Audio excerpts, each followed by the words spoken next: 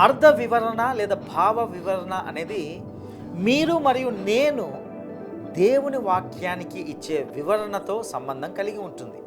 అందుచేతనే ఈరోజు అనేక సంఘాల శాఖలు మెథడిస్టులని, బ్యాప్టిస్టులని, పెంతెకొస్తు అని, హెబ్రోను అని రకరకాల శాఖలు ఉండడానికి ఇదే కారణం.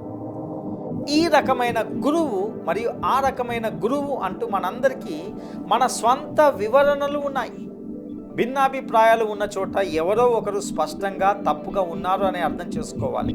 అయితే ప్రియులారా, బైబిల్ను అర్థం చేసుకోవడానికి మనము ప్రయత్నించేటప్పుడు మనము అనుసరించాల్సిన అనేక నియమాలు ఉన్నాయి. మొదటగా బైబిల్ యొక్క మొత్తము ఉద్దేశాన్ని మొదట పరిగణించాలి. అందుకే మేము దానినంతయు క్రమబద్ధంగా బోధించడం జరుగుతుంది. ఎందుకంటే మీరు లేఖనంలోని ఏదైనా నిర్దిష్టమైన వచనాన్ని తీసుకొని దాని గురించి బల్లగుద్ది వాదిస్తూ ఒక నిర్ణయానికి రాకముందు మీరు అన్నింటినీ కలిగి ఉండాలని మరియు అన్నింటినీ పరిగణలోకి తీసుకోవాలని నేను కోరుతున్నాను. ఆ అంశానికి లేదా ఆ విషయానికి సంబంధించిన అన్ని వచనాలను పరిగణలోకి తీసుకోవడం ఎంతో ముఖ్యం. ఇక రెండవదిగా లేఖనము ఎవరికి ఉద్దేశించబడిందో అనే విషయాన్ని ఆ తరువాత పరిగణించాలి.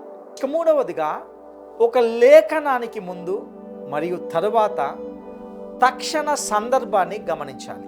ఇక నాలుగవదిగా వాస్తవానికి అందులోని అసలైన భాగము ఏమి చెబుతుందో కనుగొనాలి. ఇక ఐదవదిగా బైబిల్ని అక్షరాల మనం అర్థం చేసుకోవాలి. డాక్టర్ డేవిడ్ కూపర్ అనే ఒక గొప్ప వ్యక్తి ఈ సత్యాన్ని గురించి చాలా చక్కగా పేర్కొన్నాడు. లేఖనం యొక్క స్పష్టమైన అర్థము సాధారణ అర్థాన్ని కలిగి ఉన్నప్పుడు వేరే అర్థం కోసం వెతకకండి. కాబట్టి ప్రతి పదాన్ని దాని ప్రాథమిక, సామాన్యమైన, సాధారణ సాహిత్య అర్థంలోనే తీసుకోండి తప్ప సంబంధిత భాగాలు మరియు సిద్ధాంతపరమైన మరియు ప్రాథమిక సత్యాల వెలుగులో అధ్యయనం చేయబడితే తక్షణ సందర్భం యొక్క వాస్తవాలు స్పష్టంగా భిన్నంగా సూచిస్తాయి.